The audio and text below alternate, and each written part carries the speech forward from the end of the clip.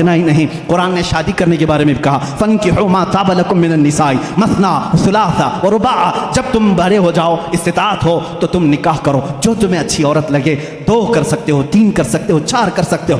तुम्हारे लिए कुरान ने शादी का निज़ाम बताया। और उसके बाद अल्लाह ने ये नहीं फरमाया कि करके छोड़ देना। कुरान ये कहता है, इन यकूनु फुक़रा युग़निहिमुल्लाहु मिन फ़ज़ली, तुम निकाह करके लाओ, अगर तुम फ़कीर हो तो मैं तुम्हें गनीम कर दूंगा।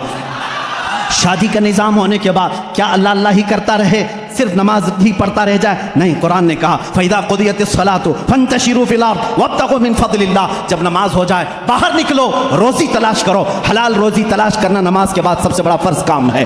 तुम्हें कहा तिजारत करो और एक दूसरे के साथ मामलात करें। तो हमने कुरान से पूछा तिजारत कैसे करें? रब ताला फरमाता है, या अय्युहल्लज़ीना आमनू इज़ा तदायनतुम बिदैनिन इला अजलिन मुसम्मन फक्तुबू। जब तुम किसी के साथ मामलात करो तो लिख लिया करो। अगर लिखना नहीं आता, किसी और को बिठा करके उसे गवाह बनाओ, उससे लिखवा करके तिजारत करो।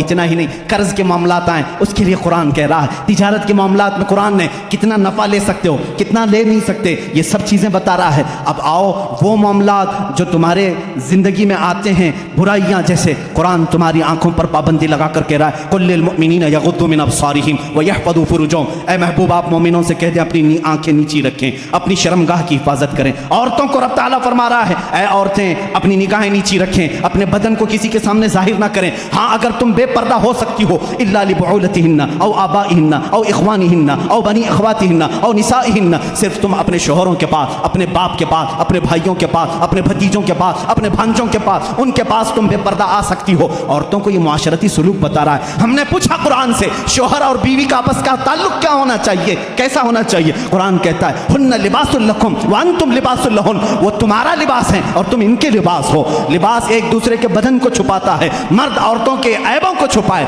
औरत अपने मर्दों के राजों को छुपाए। यही एक कामयाब जिंदगी की अलामत है। कुरान इतनी ही बात पर ख़त्म नहीं करता, बल्कि तुम्हें दुनिया में कितनी चीज़ लेना चाहिए, कितनी चीज़ छोड़ना चाहिए, वो भी कुरान कहता है। औलाद कहीं तुम्हें रब के साथ आने से फितना ना बन जाए, माल तुम्हारे लिए फितना ना बन जाए, इससे इतना ही लगाव रखना जैसे समंदर में कश्ती तैरती है, सलामती से निकलती है। ये दुनिया समंदर है, तुम कश्ती में हो। अगर समंदर कश्ती में आ गया, पानी अंदर आ गया तो क्या होगा? डूब जाएगी। इसी तरह तुम दुनिया में खा पी करके चलो, अगर दुनिया तुम्हारे अंदर आ गई डूब जाओगे।